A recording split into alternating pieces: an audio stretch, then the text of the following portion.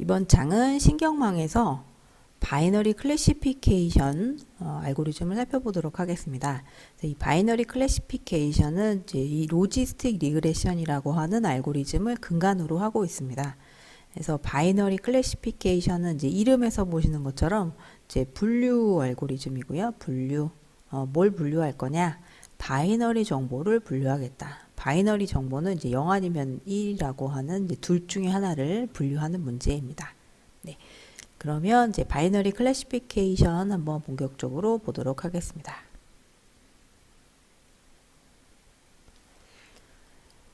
그러면 이제 바이너리 클래시피케이션에서 우리가 좀 봐야 할 것, 우리 일단 y 값을 한번 생각을 해볼게요. 우리가 알아맞추고자 하는 y 값이 앞에서 이제 연속인 경우에는 이제 회귀 문제로 풀었었고요. 그쵸? 그 다음에 y 값이 범주형이다. 그러면은 이제 우리는 얘를 분류로 풀 수 있습니다. 분류 문제. 이 분류 문제가 클래시피케이션이라고 하는 뜻이죠. 그죠? 클래시피케이션이고요.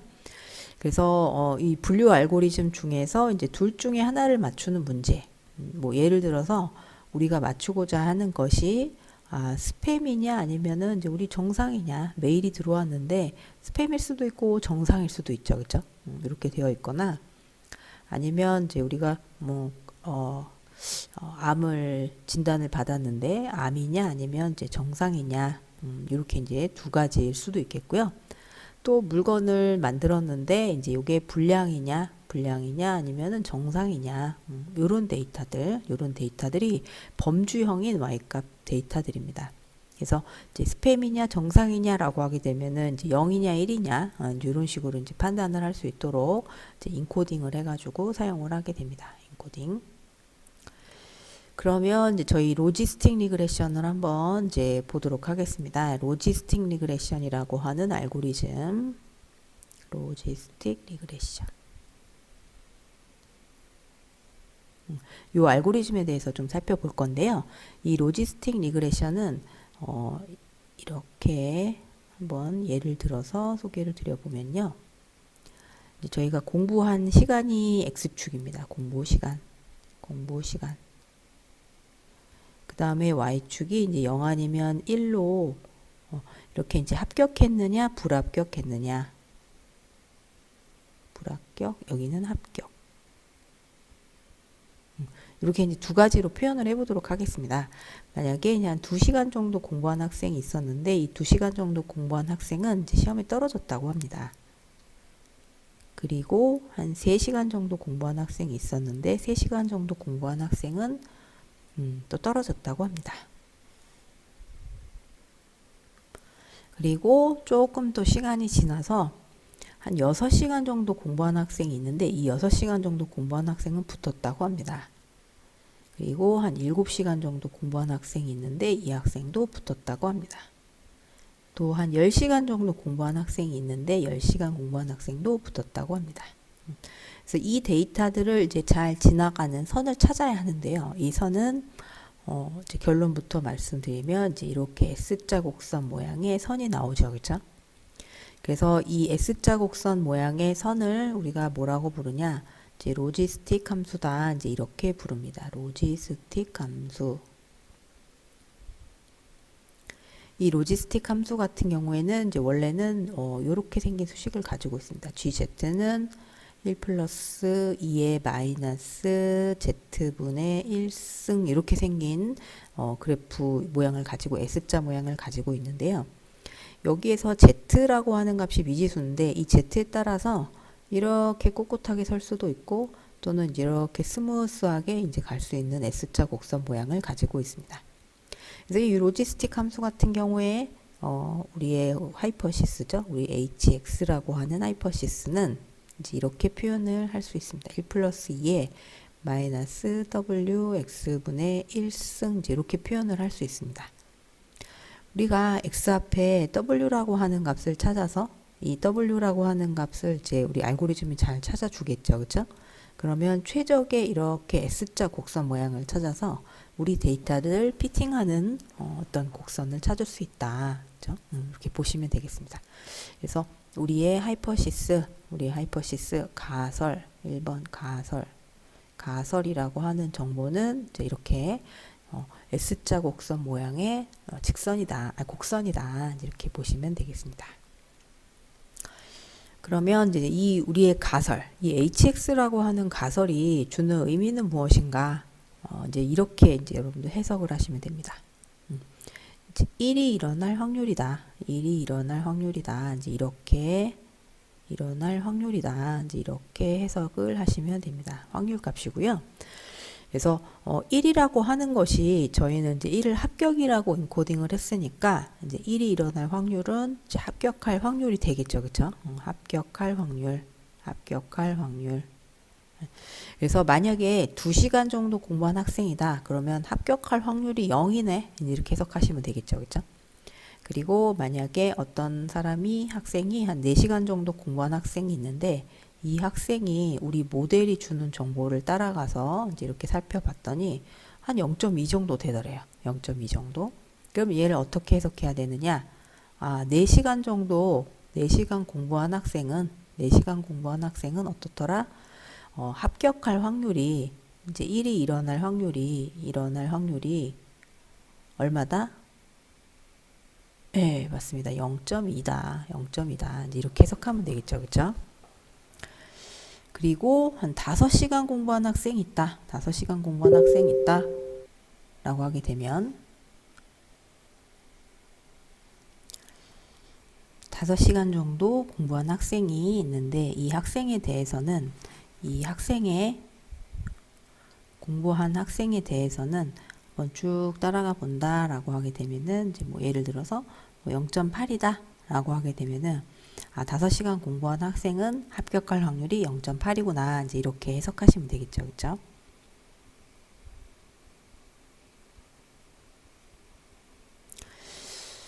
그래서 보통 저희가 확률을 이야기할 때는 어떻게 이야기를 하냐면은 이제 0.5라고 하는 기준선을 가지고 많이 이야기를 합니다. 그래서 저희도 0.5를 기준으로 한번 생각을 해볼게요. 0.5라고 하는 선을 기준으로 생각을 해보면 뭐 예를 들어서 이렇게 쭉 따라 내려가 보면은 한 4.5시간 정도 되더라. 이제 이렇게 한번 생각을 해보겠습니다. 4.5시간 정도를 기준으로 딱 해가지고 이제 우리 데이터는 이렇게 우리 모델은 이제 이렇게 두 개로 쫙 나눕니다. 선을 잘 그어야 되는데. 그래서 0.5라고 하는 이제 요 선을 중심으로 이제 4시간보다 많이 공부한 학생은 어떻게 되느냐? 이제 그래프가 0.5 이상에 다 분포하게 됩니다. 그러니까 4.5시간보다 많이 공부한 학생은 합격할 확률이 0.5 이상이 되는 거죠. 0.5 이상이 됩니다. 그렇죠? 0.5 이상이 되기 때문에 그러면 이제 얘는 합격할 확률이 여기가 기준점을 중심으로 요 위에는 0.5보다 다 크다. 그 다음에 요 아래서는 0.5보다 다 작다. 그쵸? 그래서 이제 4.5시간보다 적게 공부한 학생은 떨어질 것이다. 이렇게 이제 해석을 하시면 되겠죠. 그쵸? 그래서 우리의 하이퍼시스가 주는 정보는 뭐다? 확률값인데 이 확률값을 그대로 쓰기보다는 다시 해석해서 사용을 한다. 그쵸? 그래서 이 해석은 어떻게 0.5라고 하는 이제 기준선을 중심으로 해석을 한다는 거죠. 그쵸? 그래서 이 0.5라고 하는 선은 절대적인 수치는 아니고요. 현재는 이제 커먼하게 가장 이제 일반적으로 0.5를 가지고 많이 이야기를 하니까요. 0.5보다 크다라고 하게 되면은 이제 1로 해석하시면 되겠고 0.5보다 작다라고 하시면은 이제 0이라고 해석하시면 되겠죠. 그래서 해석을 통해서 0 아니면 1이라고 하는 이제 두 가지 값 중에 하나로 결과가 나타나게 됩니다. 그래서 저희의 로지스틱 리그레션에서 우리가 풀고자 하는 문제는 y 값이 이제 0 아니면 1, 둘 중에 하나로 구성되어 있는 이제 데이터인 경우에 분류 문제를 풀 이제 알고리즘이고요. 그리고 우리의 가설은 이제 hx라고 하는 이제 우리 하이퍼시스는 1 플러스 2의 마이너스 wx분의 1 해서 이제 이렇게 S자 곡선 모양이다라고 하는 거 보셨습니다. 그리고 이 가설이 주는 정보는 뭐다? 네, 맞습니다. 확률값이다. 그래서 우리의 하이퍼시스를 만족하는 이제 우리의 알고리즘의 목표는 뭡니까? 이 W를 찾는 거죠. 그렇죠? 최적의 W, 가장 좋은 W를 찾는 것이 이제 우리의 목표입니다. 그래서 우리의 목표는 이제 코스트 함수. 그러면 어떤 곡선이 좋은 곡선이냐라고 하는 것을 찾는 이제 이 W 값을 찾는 함수가 이 코스트 함수입니다. 예, 다소 복잡하게 생겼죠. 그쵸? 아, 이거 어렵다. 그쵸? 마이너스 n분의 1의 시그마에 y라고 하는 값의 로그의 hx 1-y의 로그의 1-hx 해서 y는 이제 우리의 실제 정답이고요. y는 정답. 그 다음에 hx는 이제 요거는 우리의 예측값. 예측값에 대한 정보를 가지고 이제 이 함수가 만들어졌는데 이 함수를 뭐라고 부르냐? 저희 케라스에서는 바이너리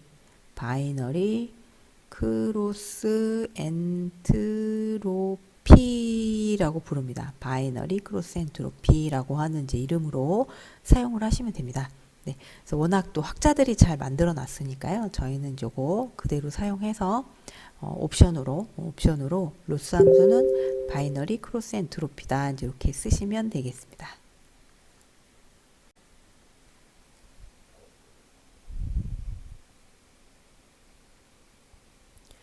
그래서 바이너리 크로스 엔트로피라고 하는 이 로스 함수를 사용을 할 거고요. 그리고 이번에 세 번째로는 이제 그 코스트라고 하는 함수가 결정이 되었으면 이 코스트 함수의 최소값을 찾아야겠죠. 그죠? 코스트 함수는 작아야 합니다. 작으면 작을수록 좋은 결과를 주기 때문에 이 코스트 함수는 최소화가 되어야 하는데요. 그래서 이 최소값 찾는 알고리즘 저희 앞에서 배우셨습니다. 저희 앞에서 배우셨던 SGD라고 하는 방식이 있었죠. 그쵸? 그래서 다소 복잡하게 생긴 이제 요 수식, 아래 보시는 요 수식이 그라디언트 디센트 수식입니다. 그래서 W라고 하는 값이 콜론에 이퀄, 요거는 이제 갱신한다 이겁니다. 갱신. 계속해서 반복해서 갱신한다라고 한 수학적 표시고요. 그 다음에 요 알파라고 하는 값이 어떤 특정 값이 곱해져 있는데 얘는 W에서 차감을 한다. 곱하기 해서 뒤에 나와 있는 이제 이 코스트 함수를 W에 대해서 편미분한 겁니다. 그래서 라운드 코스트 라운드 W 그래서 이제 편미분한 우리 미분 계수 있었죠. 그죠? 미분 계수 값이 0이 될 때까지 이제 반복적으로 찾아 나가는 건데 그때 이제 W라고 하는 값을 계속 차감하면서 빼고 하면서 W 값들을 찾아 나갑니다. 그래서 저희가 최소값 찾는 이제 요 알고리즘은 이제 이렇게 SGD라고 하는 이제 이름으로 우리가 옵티마이저라고 해서 사용을 할 겁니다. 옵티마이저. 그래서 이 옵티마이저는 이제 SGD 쓰셔도 되고 또는 이제 아담이라고 하는 이제 우리 옵티마이저 많이 사용한다 이제 이렇게 배우셨고 또는 이제 RMS PROP RMS 프롭이라고 하는 우리 제프리 힌톤이라고 하는 유명한 학자분이 계시죠. 그래서 그분이 만드신 방법 이렇게 이런 여러 가지 방법들로 시도를 해보셔서 가장 결과가 잘 나오는 그런 것 사용하시면 되겠습니다. 네, 그래서 저희 로지스틱 리그레션 한번 정리해봤고요. 그래서 로지스틱 리그레션 이론 여기까지 보도록 하겠습니다. 저희 앞서서 바이너리 클래시피케이션의 근간이 되는 알고리즘인 이 로지스틱 리그레션을 공부를 해보셨습니다. 로지스틱 리그레션. 이 로지스틱 리그레션은 신경망의 신경의 근간이 됩니다. 신경이라고 하는 뉴런이라고 하는 것을 설계하는 근간이 됩니다. 저희 한번 생각을 해보면요. 우리 HX라고 하는 것은 어떻게 이루어졌냐면 첫 번째로 WX라고 하는 이제 우리 하이퍼시스가 중간에 하나가 들어가죠. 그렇죠? 잠깐만 이거 좀 지워보면요. 우리 하이퍼시스가 WX라고 하는 하이퍼시스가 일단 들어갑니다. 그죠? 그리고 이 WX라고 하는 값에서 어떤 값을 씌우냐? 우리의 S자 곡선 모양의 함수인 이제 이 로지스틱 함수를 씌웁니다. 그래서 최종적으로는 이제 이렇게 되죠. 1 플러스 2의 마이너스 WX분의 1이라고 하는 이런 형태를 갖게 되는데 일단 첫 번째 단계로 X의 어떤 가중치라고 하는 값을 곱해주고 그 다음에 이 S자 곡선 모양을 통과를 시킨다는 거죠. 여기 자리가 원래 Z자리였는데 요거 통과를 시킨다는 거니까요. 그죠? 그래서 우리의 X값이 있으면 이 X값이 입력에 대한 값인데 어떤 W라고 하는 가중치가 이제 곱해진다는 거죠. 그죠? 그리고 이 곱해져 있는 결과값을 다시 어디다 넣는다? 이 S자 곡선 모양의 시그모이드 함수에 통과시키면 결론적으로 뭐가 나오냐? 우리의 예측값이 나오는데 이 예측값은 0에서부터 1 사이 값이 나오게 됩니다. 그래서 0에서부터 1 사이 값은 저희가 다시 해석을 하죠. 그죠? 해석을 해서 0.5를 기준으로 해서 0.5보다 크다. 그러면 이제 1이라고 해석을 하고 0.5보다 작다. 그러면 이제 0이라고 해석을 하셔가지고 사용을 하시겠죠. 그죠? 그래서 이 우리의 뉴런이 하는 역할, 뉴런이라고 하는 우리의 신경이라고 하는 것이 하는 역할과 사실 이 로지스틱 리그레션의 컨셉과 굉장히 유사합니다. 그래서 x라고 하는 값이 들어가면 어떤 가중치를 가지고 있고 이 가중치에다가 어떤 우리의 액티베이션 함수라고 부르는 시그모이드 함수를 씌우게 됐을 때 y에 대한 결과값. 그래서 우리 로지스틱 리그레션은 이제 기본적으로 신경 한 개의 단위다. 이제 이렇게 보시면 됩니다. 신경 한 개는 원래 로지스틱 리그레션으로 설계할 수 있다. 이제 이렇게 생각하시면 되겠고요. 그러면 이제 저희는 이제 신경이 한 개가 아니라 굉장히 많죠. 그죠? 그래서 이렇게 신경이 굉장히 많습니다. 이렇게. 뭐 여러 단계로 이렇게 구성이 되어 있고, 이쪽은 X쪽입니다. 이렇게 단계별로 구성이 되어 있고 이 구성되어 있는 이 정보에 대해서 네 이렇게 또 복잡하게 서로 막 연결이 되어 있죠. 그렇죠? 이렇게 막 연결이 되어 있습니다. 막 이렇게 복잡하게 서로 막 이렇게 연결되어 있어요. 네, 이런 식으로 복잡하게 연결이 되어 있고 자기만의 어떤 W 가중치들을 가지고 있습니다. 그리고 출력을 내보내기 바로 직전에 액티베이션 함수라고 하는 것도 가지고 있죠. 그쵸? 액티베이션 함수도 가지고 있고 그래서 최종적으로는 이제 이렇게 얘네들을 묶어서 우리가 한 가지 y값을 만들어낼 거예요. 0 아니면은 이제 1이라고 하는 이제 이 결과값을 만들어내서 우리가 풀고자 하는 이제 둘 중에 하나를 맞추는 문제를 풀 겁니다. 그럼 이제 이런 식으로 생긴 우리 신경망은 어떻게 설계를 하느냐? 댄스라고 해주시고 댄스 풀리 커넥티드해서 다 연결이 되어 있다 이런 뜻이죠. 그쵸?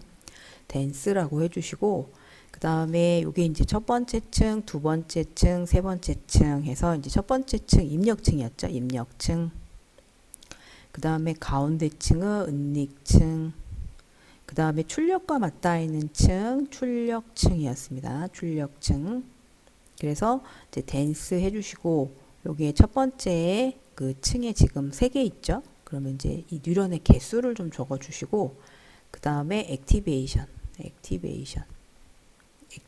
함수를 보통 이 신경망의 은닉층 쪽으로 가거나 출력층 쪽으로 갈 때는 렐루를 사용하시는 것이 일반적이고요. 그 다음에 맨 마지막 요층의 결과를 뽑아낼 때 이제 잘 액티베이션 함수를 잘 주시면 됩니다. 그래서 두 번째 층도 댄스 해서 이제 만약에 3개다. 이제 3이라고 해주시고 액티베이션을 또 렐루라고 주시면 되겠죠. 그쵸? 렐루라고 잘 주시면 되겠고요. 네, 액티베이션 잘 써야 되는데 액티베이션 하시고 이제 마지막 층을 댄스 해주시고 마지막 층은 저희가 0 아니면 1이라고 하는 이제 한 개의 요소가 나오게 됩니다.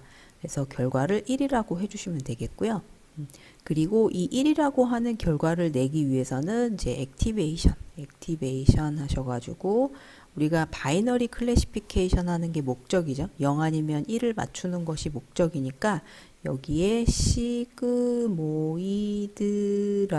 적어주시면 최종적으로 얘가 주는 결과는 0 아니면 1이라고 하는 이 두 개에 대한 결과값을 리턴하는 값이 됩니다.